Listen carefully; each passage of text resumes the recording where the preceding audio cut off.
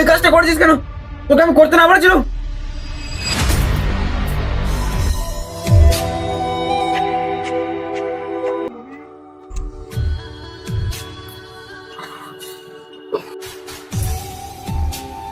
এনা ভাই জল খা।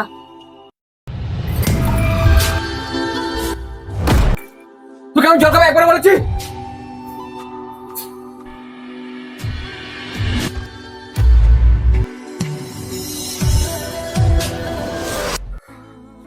এই জীবন বেঁচে দে, আমার কোনো লাভ নেই। আমি এক্ষুনি মরে যাবো, এক্ষুনি এক্ষুনি মরে যাবো, মরে যাবো।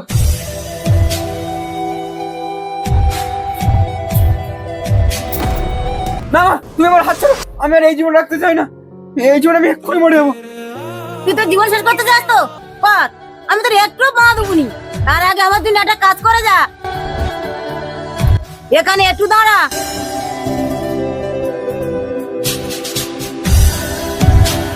যখন তোর কথা মনে পড়বে তখন এই বইটা পড়বি, আর যখন তোর রাগ উঠবে এই খাতা যা ইচ্ছা লিখবি। এই জীবন যে আমার কোনো লাভ নেই। আমি এক্ষুনি মরে যাবো, এক্ষুনি মরে যাবো। না, এক্ষুনি মরলে হবে না। মার দেওয়া সব শর্ত আমাকে পূরণ করতেই হবে।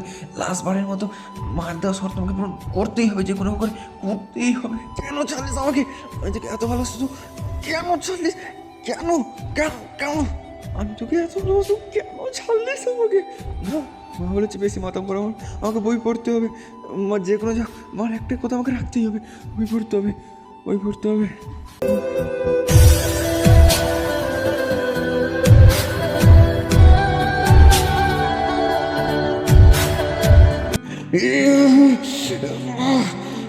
কেন ছাড়লিস? কেন ছাড়লিস? কেন কেন কেন? আমি কি তোকে ভালোবাসি নাকি? কেন ছাড়লিস? কেন? তোকে আমি কত ভালোবাসতাম, আমার জীবনের শেষ বিন্দু দিয়ে ভালোবাসতাম। কেন ছাড়লিস? না, মা বলেছে বেশি রেগে গেলে আমাকে যে কোনো লিখতেই হবে, যে কোনো কিছু লিখতে হবে, লিখতেই হবে।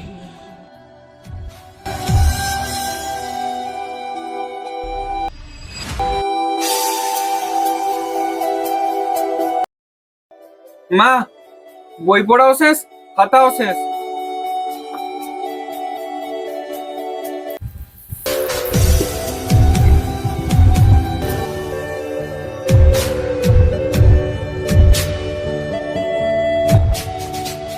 ঠিক আছে, এবারে খাতা থেকে এখানে দাগগুলো তোর।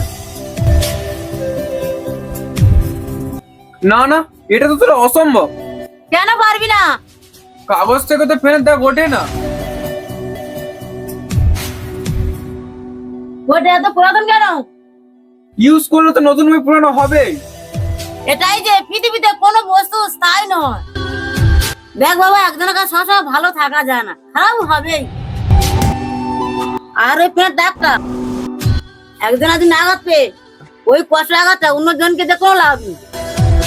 তোর ওই দেয়া কষ্ট ওর মন থেকে জীবনে তুলতে পারবি না।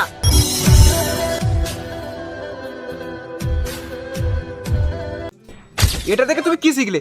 এই পৃথিবীতে কেউ কারণ নয়, তুমি একটা প্রোডাক্টের মতো। তোমাকে মানুষ ইউজ করবে, ফেলে দেবে। আর এটা নিয়ে দুঃখ পেলে চলবে না। হ্যাঁ বস, এটা নিয়ে দুঃখ পেলে চলবে না।